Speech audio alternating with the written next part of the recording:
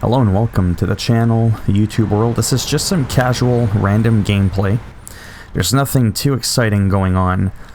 We're in Smithville Dam, and I'm going to attempt to go all the way to the gateway to go to Island Lake. And this is a truck that's got repair points on it. We have to go and repair a truck in order to unlock it. This is in hopes to show people that may not own the game sometimes the more slightly monotonous tasks that you may have to take on. This is not Forza Horizon. This is not Need for Speed. Sometimes you're going to be standing still, more or less, for a couple of minutes. And it's just to show you the slower parts of the gameplay. But despite all of that, it's still a very enjoyable game. I mean, when you compare it to the other two prior games in the entry, in the series that is, I have clocked in at least double the amount of hours into this game than I have the prior two. So that kind of, you know, tells you something right there. You get something like 40 vehicles, about 11 maps, 3 different continents. You've got Michigan, USA, Alaska, and then Russia.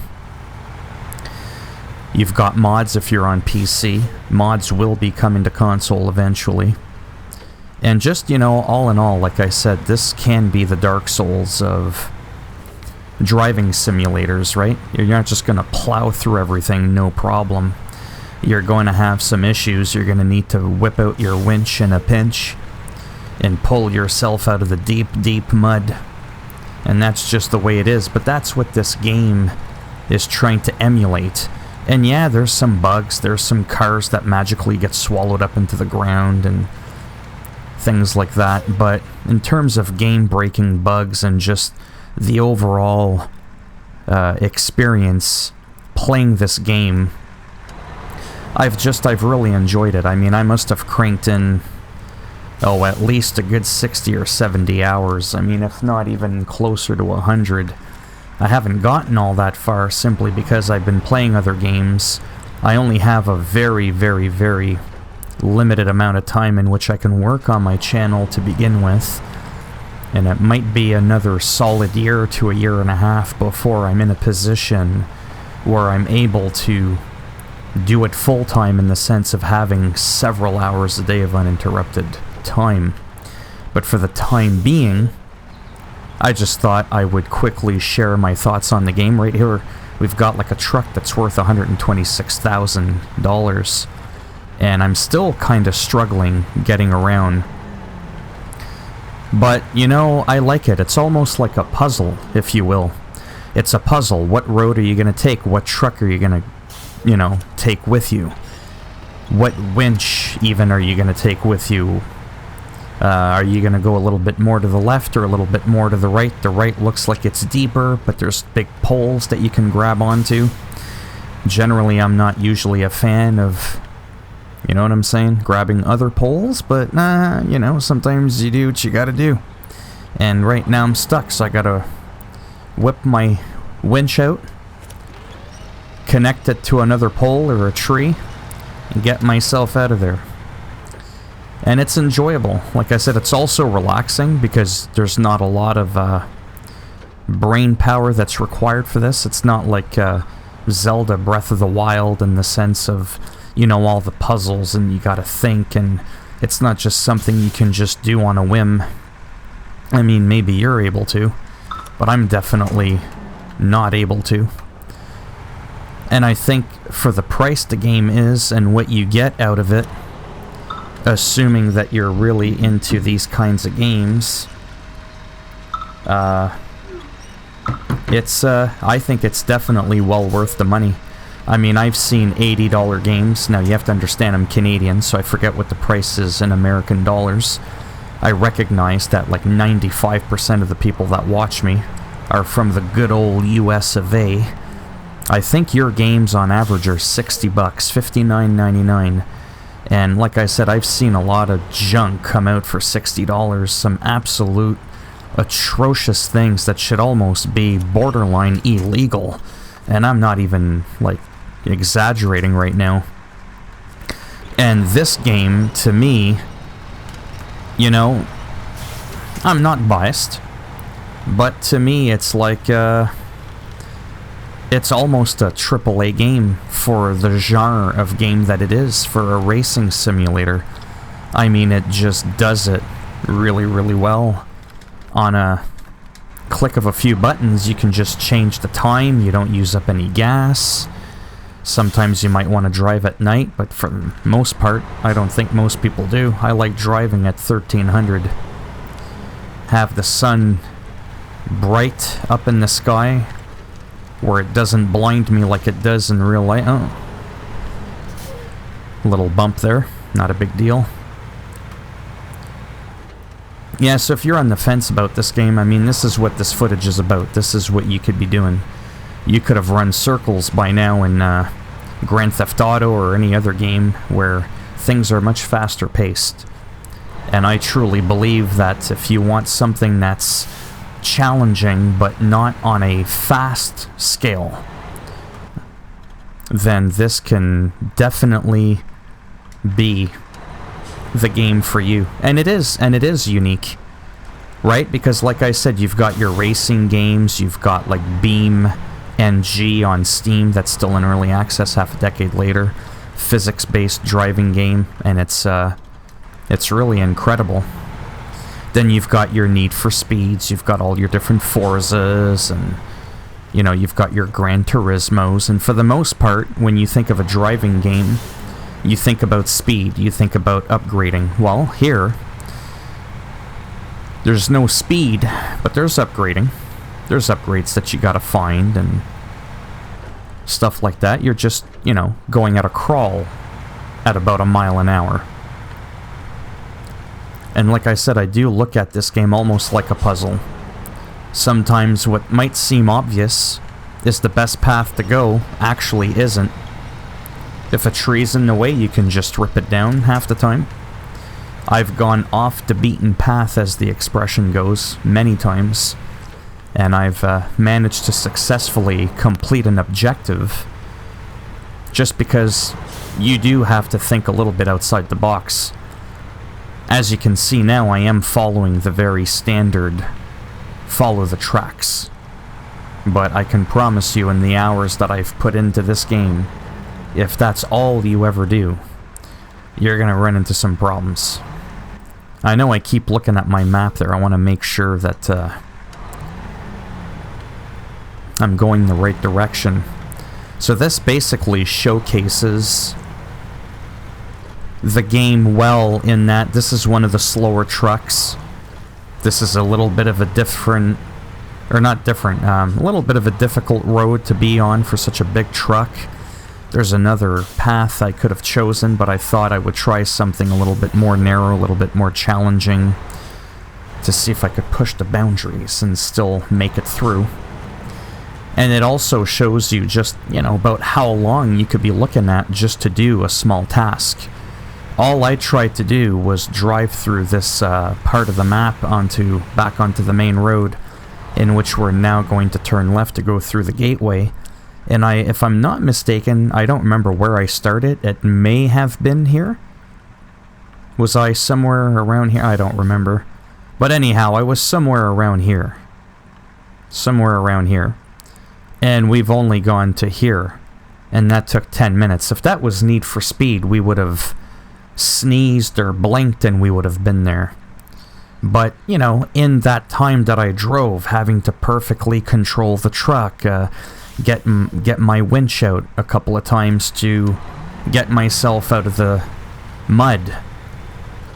It was fun, I guess is what I'm trying to get at. It's a different take on driving.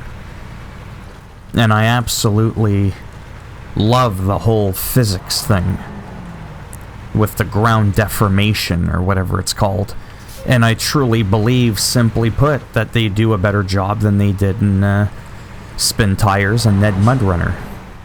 Now we're playing SnowRunner. We're neither in the snow or running. But, you know, whatever. So yeah, so it took about 10 minutes just to do that. And like I said, that's also a little bit of a higher end truck as well.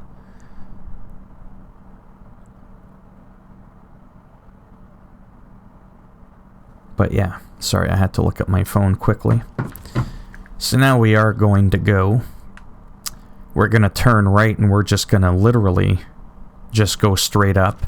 And I think that's where I am going to end up ending the video. Now, when you go through a gateway, one of the things I don't like is how you have to re-engage your all-wheel drive. You have to disengage the handbrake. If anything, it would have made more sense to just leave your damn truck alone. Did someone jump in there? Maybe it was the ghost wolf from my last video, and it just decided to play around with my truck. I think the graphics are incredible. I think I've already talked about that, even on the PS4 Pro, comparing it to the PC. I mean, it just looks good. This does not look like a budget game. It really doesn't. It looks really good, at least for my standards. Maybe I have lower standards than the average person. Is it Red Dead Redemption 2 graphics? Well, no. But it sort of kind of not really reminds me of Generation Zero or Hunter Call of the Wild-ish. It just looks good. I think the trucks handle great. No two trucks feel the same. The mud is incredibly annoying. I'm just glad we don't have the BTs from Death Stranding coming out of the swamps. Because that would suck. But that's what could happen maybe to you in your game if you give this video a thumbs down. I mean, that's what I'll make sure. You'll try and skip the daytime, but you're not going to get the daytime. You're going to get fog. And you're going to get the BTs from Death Stranding. And if you don't know what those are, literally, look it up. BT. The letter B and the letter T. And then get ready for a KO, because they'll take your ass out real quick.